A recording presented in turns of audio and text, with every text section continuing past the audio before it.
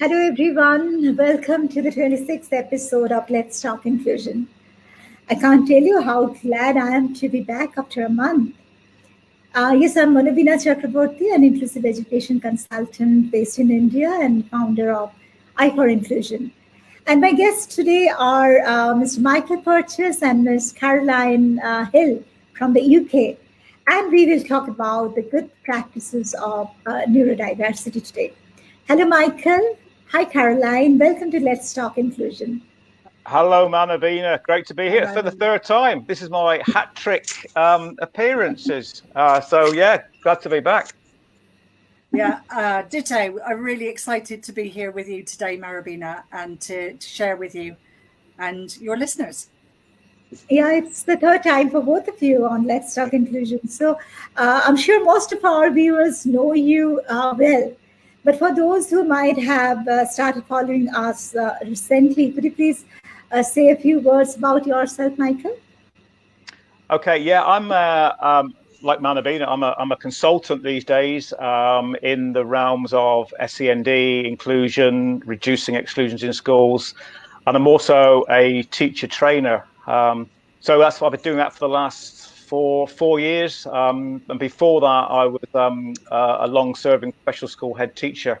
So my whole career has been in the field of special education. Amazing. Thank you very much, Michael. And Caroline has led a very inspiring life so far. Caroline, could you please tell our viewers about your life and work? Hi, so a slightly different version of Michael. So I started off in support as a teaching assistant way back many years ago.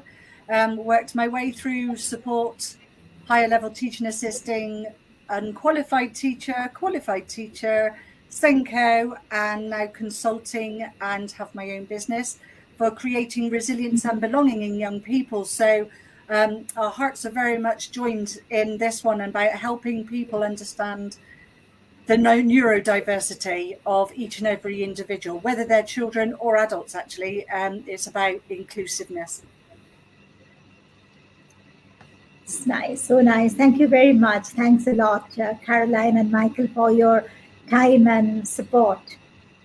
Now, let's go straight to the topic of today's discussion, and that is neurodiversity, the best practices. Since both of you have been associated with school systems, I would like to ask you about the process and practices of including neurodiverse children and young people in a mainstream education system. In my experience, I have always found that the discussion of how to meet the needs of students with learning differences often begins with whether students with neurodevelopmental conditions should be included in typical classrooms or be given separate learning environments. There is a growing trend towards all children having the right to mainstream settings if the families choose so. The neurodiversity advocates often say that the concept of a neurodiversity embodies a strength-based model. Could you please throw some light on this for us, Michael? Sure, Manobina, happy to. You've got slides there. I wonder if you just want to move to the first slide so that anyone watching this might be able to just pick up the key points I just want to share. Yeah. There it is. Okay. Yeah. A strength-based model is something that we talk a lot about. I mean, as you can see from my appearance, I've been around for a long time, and the strength-based model, I think it's something that the best teachers have always done really well, even before we'd ever heard of the term, neurodiverse, or it's what the best teachers have been doing, and in the UK, we talk about quality first teaching, and this is sort of embodied in that approach. I mean, in a nutshell, it's about focusing on abilities and strength. So, if we take the term disability, which is a a well-known descriptor, you know, for rightly or wrongly. But if we focus on the dis in disability, children will only notice the differences, the difficulties that they have, the barriers that they have, and that creates frustration. So that's when things get really difficult for these young people in our classrooms, and then the staff get frustrated, and it's all a downward spiral. So it's this about focusing on abilities, and because then children will notice suddenly what they can do, and isn't that an amazing thing? You know, we can all do. We're all good at something, aren't we? We've all got a thing, and we know that neurodivergent children typically, and I say typically, not all of them, because, you know, even within that term neurodivergent, there's a huge range and lots of uniqueness. But neurodivergent children typically do well in more creative subjects. And we also know that children with autism, for instance, focus on detail and pattern. So it's down to us, I think, as educators, to help them understand that. Because a lot of them have felt like failures from the moment they've gone into school. You know, the other children might have said things to them, and their teachers might have inadvertently given them messages about their failings and their weaknesses. So it's about focusing on their abilities. You know, what can you do? Children, well, I found, have an amazing ability to know what they're good at, and they can also tell you what support they need. And I think, from my experience, we say that we listen to children, but I think sometimes we don't ask them the right question. So whenever I go into schools and I'm young people, I will always ask them, you know, what could teachers do more of to help you? What could they do less of in order to help you? What can they change? Because we talk about trying to change children. Actually, it's us adults that need to change. So we need to ask them what we can do differently to support developing their strengths and their abilities. A little while ago, it was just an accident, really, a happy accident. I was sat down having lunch in a secondary school with a group, and I said to one girl, I said, you know, what can your teachers do to help you? And she said, more group work. I thought, wow, that's fantastic. So I took that back to the school leaders, and it was obvious that they had never asked that question of their students. That student, that was probably the first time ever she'd had a chance to say, I will do better with more group work. And 3 months later, I contacted the school again, and I spoke to the staff, and they said, yes, the teachers have implemented more group work. And as a result of that, children are making better progress or engagement. So that's not a difficult thing, is it, for teachers to put into practice in our schools? So ask them, you know, how things are going, how we can do things differently, how we can do things better to help them. It also needs to be an ongoing dialogue as well. I know that schools will say, oh, yeah, you know, pupil voice, yeah, we do a survey once a year. That's not enough. You know, this needs to be something that's happening on a daily basis, you know, lesson by lesson, day by day. It's that ongoing dialogue. And it's all about relationships, isn't it? You know, if we've got really good relationships with children, we would naturally be having the conversations with them. How's it going? How can we help you more? You know, me as a teacher, what do I need to do less of? Do I talk to you too much? Do I not involve you with your peers as much as I should? These sort of things. So let's, you know, have that ongoing dialogue. The final point on my slide is assess, plan, do, and review. Now, a lot of you will have come across that. And in the UK, Caroline is nodding. I can see it's quite a well-established process. I won't say it's always done well in schools, but it is an established process. So if I talk to a Senko in a school and mention assess, plan, do, review, they will know exactly what I mean, and they can usually show evidence or things that they've done to support that. So, you know, assess, gather the information from a wide range of sources about the child, and especially the child, of course. You know, don't miss them out. And they do get missed out, in my experience. They'll talk to parents sometimes, but it's usually teachers that have the big say in, you know, building up that picture. So get a range of support. We want a holistic approach. We need a holistic picture of the child, because we're talking strengths and abilities, aren't we? We need to know, you know, exactly what those strengths and abilities are. They're not always obvious. I've known children for a long time, and you don't know what they do after school or at home. They might have won certificates and medals for all sorts of things, and we don't know it because they struggle in our class. So make sure that we get that holistic picture. The plan, again, speak to the child. What do they think? What strategies do they think should be in the plan? What do they think is going to make them successful? Also, find some research-based strategies as well. There's a lot of publication that give good advice on strategies that are working. So make sure you do that as well. It sounds obvious to implement the plan, but we have to stick to it. A lot of plans fall down not because of the content, but because they're just not carried out. So if the plan says for a young person to have 3 sessions per week in terms of a communication interaction session with their peers, it's got to happen 3 times a week. What can happen is it comes to the end of the week and people will start scratching their heads and thinking, oh dear me, we didn't do those 3 sessions, or we didn't do this, or I didn't provide something in bigger script, or all these things can go by the wayside. So stick to it. And then the final part of that process is the review, of course. And again, gain feedback first from the child. How do you think your week's gone? How do you think those lessons went? What would have made it, better or easier? Or did you get a chance to communicate in a way that suits you? There's lots to think about that, but I'll stop. I'll pause at that point now. I'm sure, Caroline, you probably want to add a few points to that. I just completely agree with everything that you said, Michael. And the importance for me is trying to make it accessible for every teacher, every educator, wherever they are in the world, to be able to do these small things to make such a massive impact.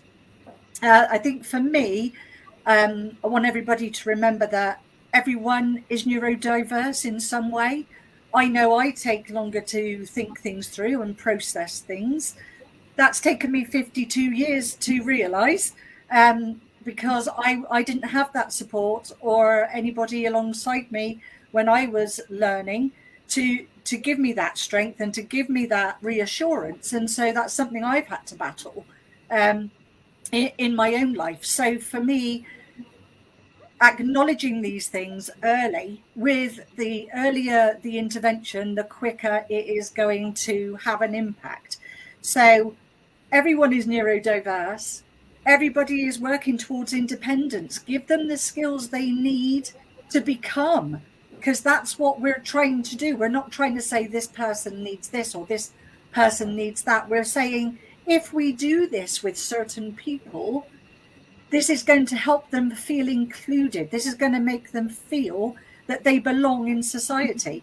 And for me, one of the things that I was taught many years ago from a head teacher in one of the schools I used to work with, that it's that 360 degree of love, care, and challenge. And we need to want to make a difference with our young people. If we're there just to do a syllabus, it isn't going to work. If we want to know these young people as little individuals who we have the honour of having under our wing and having that privilege to feed into them, then what more could we possibly want than the very best for each of them? And if that means a little task card by the side of them to tell them and show them what they need to do to achieve, that's a really small thing that anybody can do to be inclusive. But again, that voice, I so agree with what Michael said, that children voice, that young people know what they want. Young people know what they'd really like to achieve. Finding the path is sometimes a bit tricky, but again, that scaffolding of how we become the person who gives just the right amount and then steps back to enable them to flourish and bloom. So yeah, we all have diverse needs, but it's about accepting every possible diversity and saying, oh, I know that you are this type of person and this might work for you. And that is what I'm about, finding those little changes that make the biggest difference. Yeah. Spot on. Yeah. I completely. You're very passionate, Caroline. Very passionate. It's good to hear. I am. Yeah, sorry.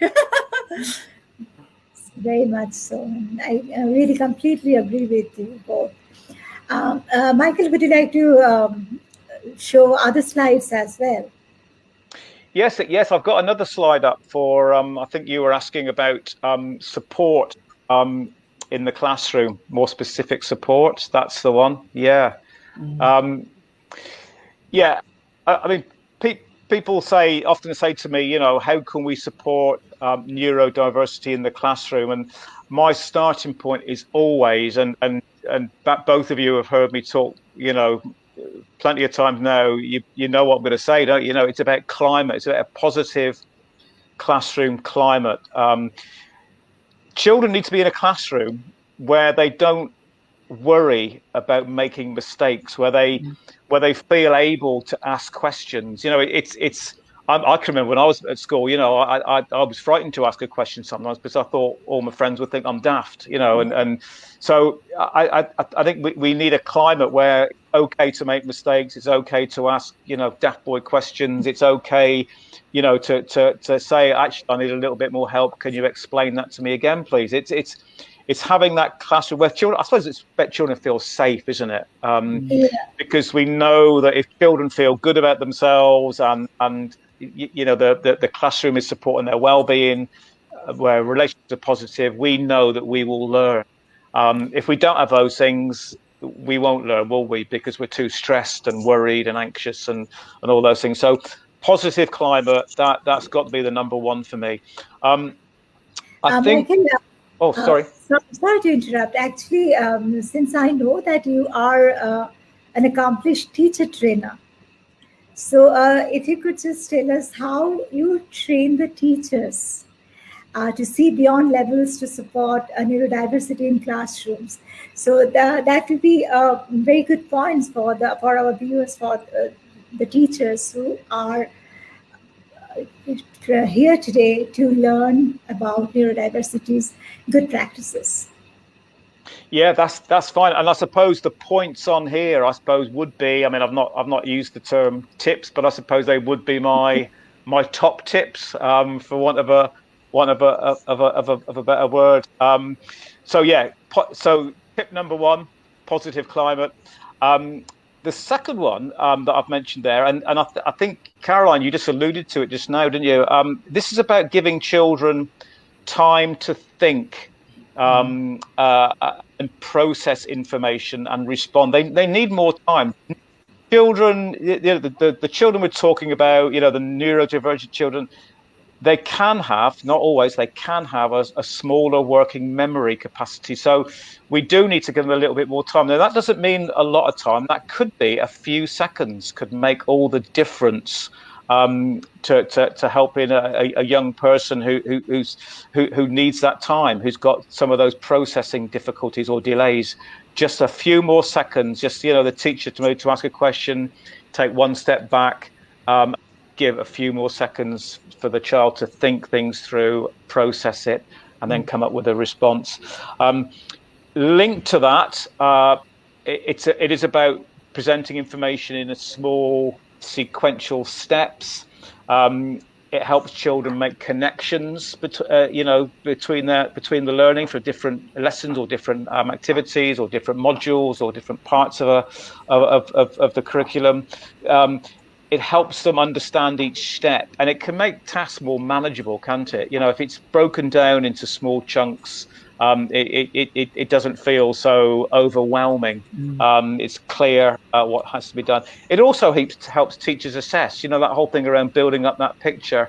If tasks and activities are in chunks, it makes assessment a lot clearer as well and sharper. I've mentioned briefly above, and I'll mention it briefly again. Another top tip is around communication. Not all children, and neurodivergent children in particular, not all of them feel comfortable giving a verbal response. So make sure there's just plenty of other options. So that could be writing, that could be using a laptop, that could be, the thumb up and thumb down, that sort of signal. There's a whole range of things and ways that children can express their emotions, visually, pictorially. There's a load of stuff out there. So just think about, don't just rely on verbal communication in your classroom.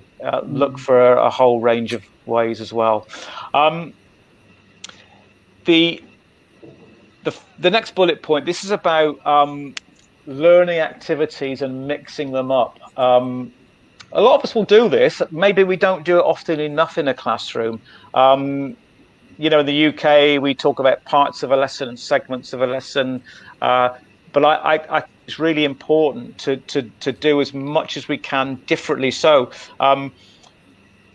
lots of things, lots of visual work, visual presentations, group work. We talked about a strengths-based approach. Well, group work is brilliant for that, isn't it? Because you can assign different roles in the team depending on their strength. Someone might be really good at recording, someone might be really good at keeping the time, some of the children might be good at gathering the resources. So it's about a team approach, the group work that I mentioned earlier on. That young person in that school said we want to do more group work. Well, it is group work. We know those of us that have done group work know how powerful that is. Physical activities always good as well. Movement around the room. And outside learning. I'm a great fan of outside learning. In the UK, we have something called forest schools, but it's learning outside. And I've seen children in a totally different light. They're like just totally different people when they're in an outside learning environment to where they are at a desk with paper and pen in front of them. So, make sure you mix it up. In England, we have teaching standards, and I forget which one it is. I think it's Teaching Standard 5, I think. It's about adapting teaching in relation to the needs and abilities of the children. It's really important, and with my teacher trainees, it's one of the standards that they find it's one of the hardest for them to show evidence of being successful in. It is a tricky one, and it comes down to a lot of experience, but it's adapting your teaching depending on the pupil responses. So don't be a slave to your planning. If children aren't getting it, if they're looking puzzled, if they're showing signs of frustration, if there's a lot of misconceptions, leave the plan. And think about I suppose the reason why teacher trainees find it so difficult is because it's thinking on your feet a little bit, isn't it? And that comes a lot easier with experience. But it's ask a question in a different way, present something in a different way. It's just maybe get children to record something differently, as I said earlier on. So it's just being able to think on your feet and adapt and change very quickly. Planning's important. We do need to plan our learning. We need to make sure that all areas are being addressed and covered, but don't be a slave. The next bullet point is growth mindset. I'm not going to talk a lot about growth mindset here. I probably don't need to. I think it's something again that's got a lot of traction. I know in UK schools, a lot of displays in schools around growth mindset. You can Google growth mindset. There's a ton of stuff, but I suppose the reason it's really helpful for the neurodivergent child, because it talks, the central theme of it is seeing challenges as opportunities. It's a focus on process rather than result. It's about persisting in the face of challenges, and it's about giving and receiving constructive feedback. So there's a lot of really good stuff in there. It's not for everyone, is growth mindset, but have a look at it and see which bits of it you can use and which bits will be helpful in relation to the children that you're working with. Questioning techniques, that's another of my tips. Think about a range of questioning. Bloom's taxonomy is something that I always recommend my teacher trainees to look at. I mean, it's a model, it's a framework for, asking questions in a particular way matched to the abilities and the needs and the levels of the children. So have a look at that. It's really, really useful.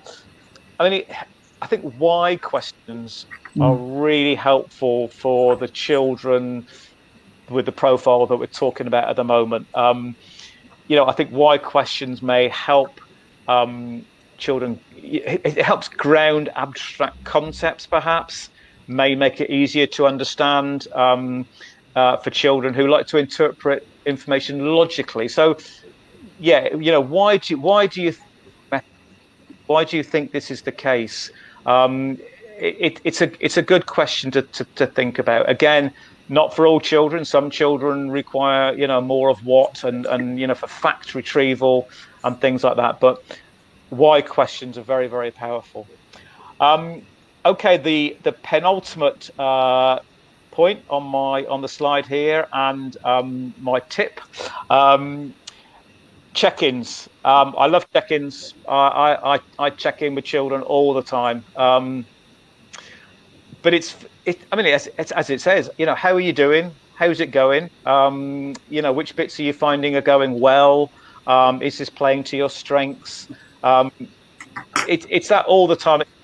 Some teachers will say, well, I can't get around to all the children in the class. You don't need to go up to each child and jump on their back, so to speak, and ask them things. You can see from afar, can't you? Check-ins can be done from across the room. It's picking up their body language, maybe. Are they starting to fidget? Are they becoming off task? Are they starting to look like they're getting frustrated and could explode in a rage at any time? It's just knowing your children, isn't it? And knowing the ones just to keep an eye on. Some children go and stand next to them and a little pat on the shoulder. That can be brilliant. Some children won't like that. And again, you will know the children that it works for and those that it won't do. And my final tip, again, Caroline, I think you mentioned it one earlier on, didn't you? You could have done this for me, really, couldn't you? Checklists to help organise, make sure that they've got the right equipment for the right task, chunking it down again, first do this, then do this, and then do this. So they've got that way to help them to take them through the task. So and visual timetables, of course. We all know the strength of visual timetables. So children know where they are in the day, where they are in the lesson, where they are in the task. So those are some of my top tips. Caroline, I'm sure you've got a few things to add. Actually, I was going to just ask Manobina, can you keep that slide up? Because I sometimes find that some of the NQTs that I work with, some of the TAs that I work with, and HLTAs that I work with get really caught up on technical terms that educators use when actually things are really quite simple and straightforward. So what I'd like to do is take what Michael has written there and just give a little example of that in a possible classroom situation. So what does a positive classroom climate safe space look like? So try not to have lots of papers everywhere. Try not to have so many different visuals on the walls and all the colors on the walls that it's overwhelming for your young people. Try and keep one clear wall in front of you so that neurodiverse children are not distracted from possible other visuals that other children find really useful. Present information in small sequential steps. Absolutely. Step one, here you go. Here's a task card. Literally write down. I would like you to write the date and underline it. That could be it. But write it down on a little card which says the child's name on the top. This is your task. This is task one and task two. They can tick it off by the side when they've done it. That sense of achievement, that sense of I can, that sense of I can do the same as everybody else. The third one, sorry, I can't see you. There we are. Learning activities, mix it up. This is another possible really quick one that you can do. So we were talking about, Michael was talking about language and saying why. Why do you think that? So screw up a piece of paper, ask a question, throw this piece of paper at the child and say catch, and then ask you a question. So it's sort of like, it's a bit of a distraction, but it's actually gets them thinking, and it's their time, and they're not feeling fearful because they know they've got that paper. So then they get the chance to throw it at somebody else to actually ask a why question, or can you add additional information? It's just a fun way. It's just a little tip that could be put into your teaching activities. Next one, mix them up. Ooh, again, children love quizzes. They love group work. They love what we call snowballing. So you start off with your own thoughts. You talk to the person next to you for 30 seconds. You then turn your chairs around and you talk to the ones back to back. So you've now got a group of 4, and then you move that from your group of 4 to a group of 8. And then you've got actually a massive discussion going on. Now, obviously, if you're neurodiverse and you're anxious about that, you know the students who are going to be making the notes of some of the things that the ideas people are coming up with, and you're not going to be asking them to be involved in throwing bits of paper around. Adapt teaching style depending on pupil responses. Again, that relationship. So if a child is doing this, don't know, they may not be being difficult. They may actually seriously not know. There could be a speech and language disorder that nobody has identified. So language for you, what you are saying, I can see that this is difficult for you. I can see that you might need a little bit of help. So I'm just going to ask somebody to see if they can ask or give that information for you. So you're taking it away from them and saying that you as a person can see that they're not doing quite as well as you'd hope they were going to be doing, in a really non-threatening way, and actually supporting that learning through scaffolding and that language. I can see that you need a little bit more time with this. I can see that you're finding this really difficult. I'm going to give you 5 more minutes. Again, Manobina, yeah, thank you. A growth mindset. This is something I really am into. To be told you can. So lots of children go, I can't do it. And you can't do it yet, but we're working towards it. And these are the things we're going to have to try until you can do it. So it's just going to get time. It's going to take time. Don't panic. Don't think you're rubbish. It might just take you a little bit longer. But if you want to do it, and if you want to succeed, you can. You just have to keep on trying. So range of questions and techniques. Again, what Michael was referring to with closed questions for those children who are panicking like crazy inside. And you know that the very thought of actually saying, I'm going to ask you a question, has sent them through the roof and overwhelmed completely. You can say to them, little Johnny over here, I'm going to come to you in 2 minutes time because I'm going to ask you this question. So I'm going to give you this thinking time, but I need to come over to Bert over here because he's just really given me some information I want to talk about now. So are you okay with that over there? Yes? Brilliant. I'm coming back in 2 minutes. Just giving that little time for their take-up time. They don't feel as if you've picked them out and made them feel bad. You've actually gone, oh, I understand that. You need a bit of extra time. That's fine. I'm coming back to you. And again, it builds that confidence, that self-esteem, that safety in your classroom for success.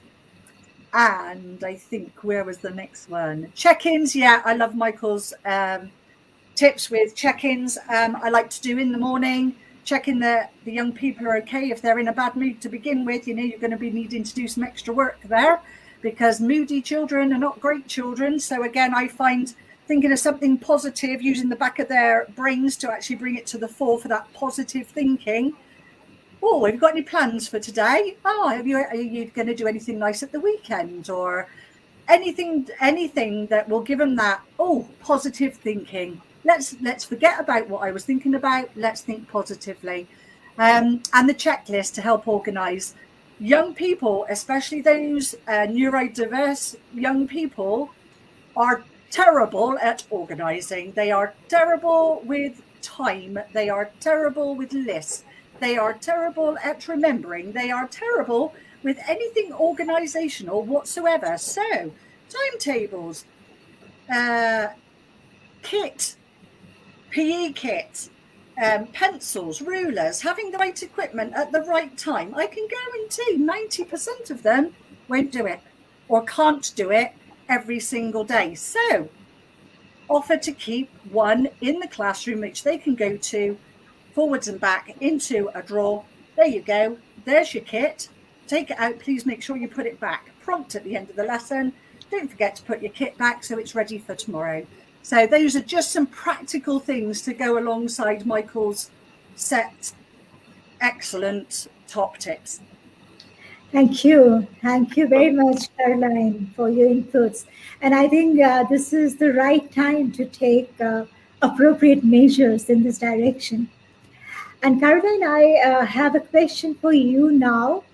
You have been working in the field of education for a long time, and I'm sure you have witnessed the journey from the term disability to diversity. My question to you is about the mindset of the people. What psychological impact did the term neurological disorders have on society? And how do you think it's changing now with the new concept of neurodiversity?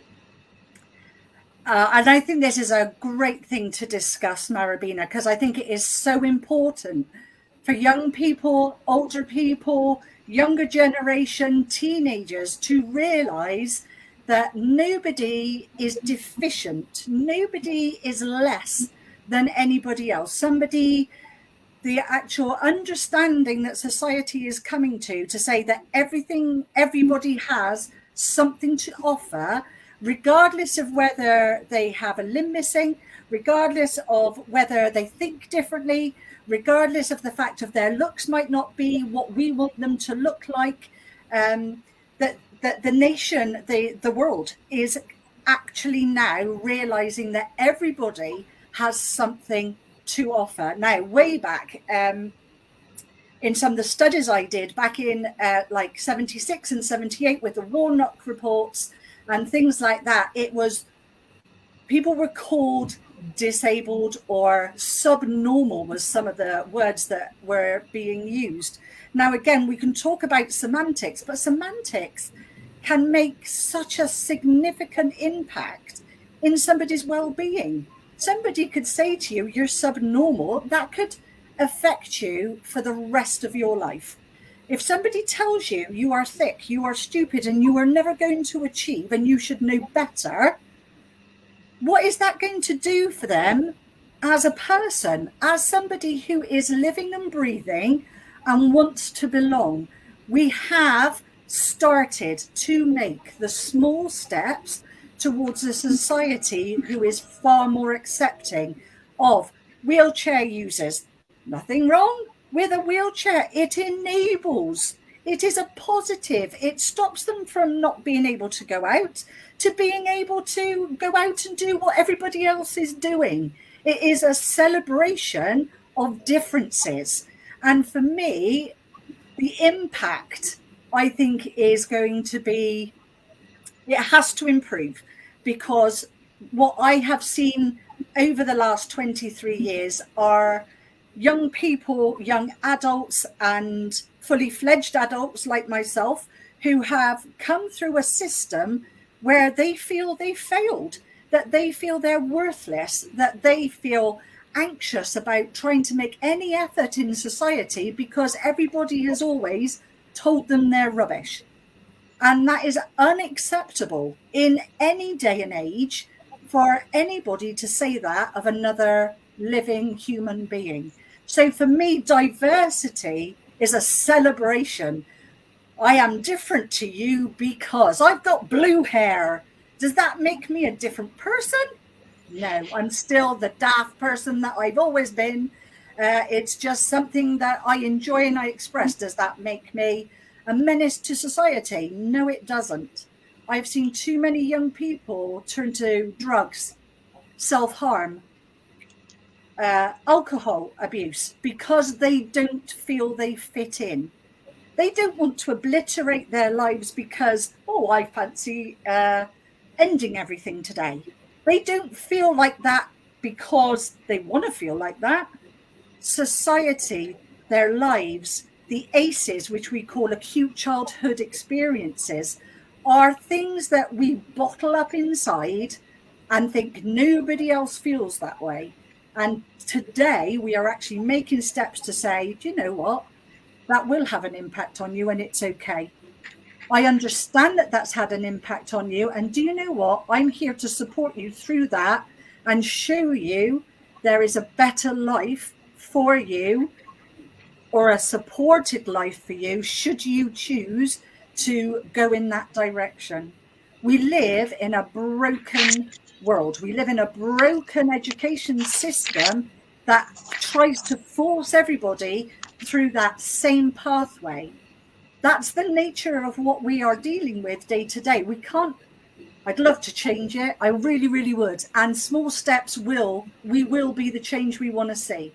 But it has to come from the young people. It has to come from society, and it has to come from the very top of education, whoever is dealing with education, to say diversity is to be absolutely embraced, and flexibility of learning. I love the fact that Michael brought up forest schools, equestrian, people who are on the autistic spectrum, horses, and those who have autism. It is an incredible karma for those people with autism, and they find such a connection with horses particularly, but with animals generally.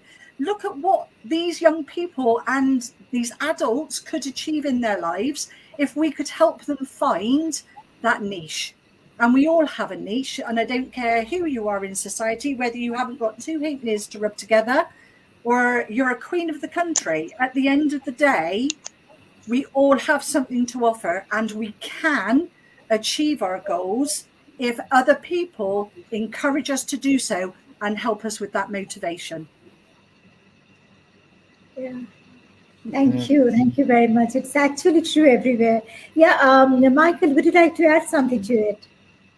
No, I think you said it all there, Caroline. I suppose, I always talk about inclusive schools can help create an inclusive society, and I suppose it does start with the very youngest children, doesn't it? That if we can create inclusive environments, and we can talk about inclusion, and what a great thing diversity is, and value difference. Hopefully that then translates into adulthood and the wider society. Unfortunately, I suppose there are other forces at work in society that can, that's an ideal that I have, but I do know that we're up against it at times, aren't we? But inclusive schools for inclusive society. Yeah.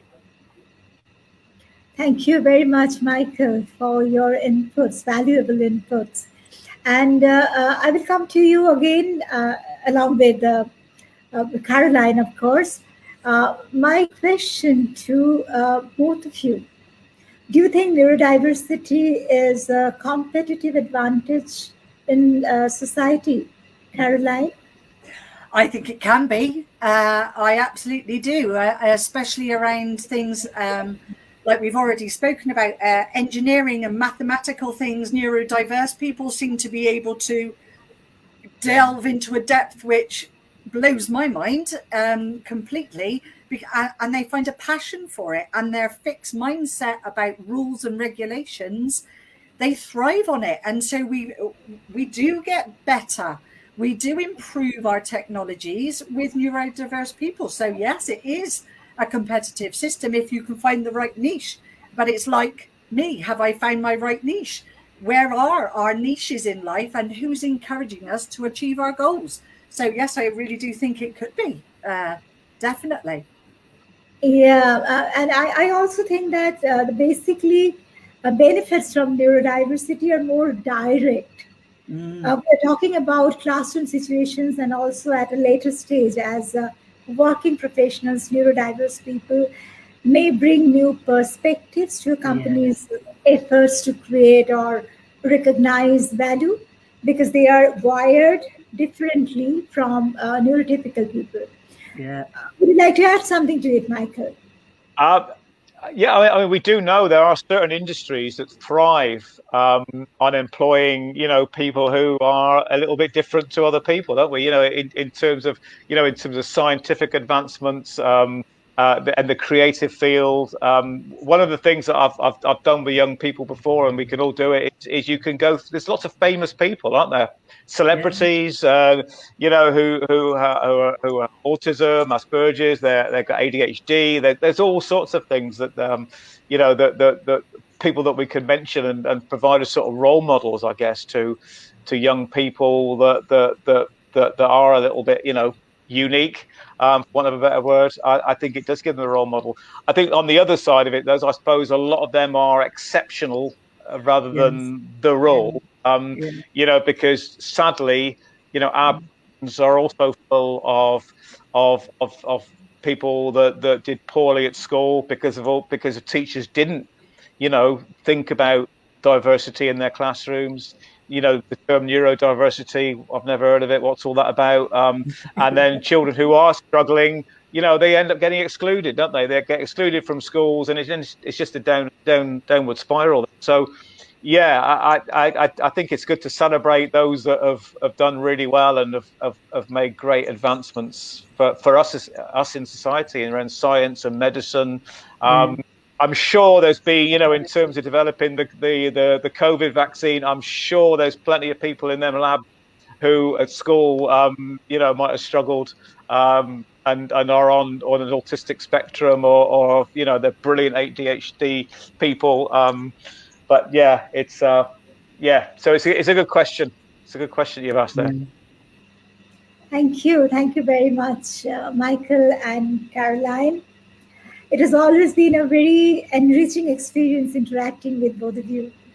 Thanks a lot for your time and support to I for Inclusion. And yes, I think we have discussed a lot today. And I will look forward to having you over once again to have more enriching discussions in the near future. So before we conclude today's session, any concluding comment, Caroline? I would just like to say that whoever's listening, if you want to help change lives, get to know your young people, get to know them, love them, want to help them make the difference to become independent, and enjoy it. Life is for living. Help them enjoy learning to the best of your ability. Thank you very much, Caroline. And your concluding comments, Michael, please. Yeah, I agree with what Caroline just said. I think as teachers, I think we need to be a bit more demanding. I think maybe of our school leaders, of our local authority, our local regional government, and national. I think we need to be more demanding about training and support for neurodiversity in our classrooms. Every classroom has children who don't fit the mold, so to speak. I think it's 15%. I saw somewhere of the population, is neurodivergent. That's 15%. So you start thinking the number of children in each classroom, that is a lot. And then you multiply that by the number of children in each school, and so on and so forth. So I think it is about, being more demanding of support for that, and whether it's coaching, it's funding for courses. Demand more training. That would be my advice, if you can. I know it's not always easy as a teacher, depending on where you are in your career. But yes, we need a lot of training. We need a lot of support, don't we? Yes, very much so. And in India also, I feel the same way. We need a lot of training and support for teachers. Thanks a lot, Michael. Thanks a Pleasure. lot. Thank you very much, Caroline. Hopefully we will have another discussion on this platform very soon. Look forward to it. Hope so. And to my viewers, thank you very much for your constant support. We will address all your queries personally, and hope to see you all next Friday on the 27th episode of Let's Talk Inclusion. Till then, take care and goodbye. Bye, Michael. Bye, Caroline. Thank Bye you very now. much. Bye now. Goodbye.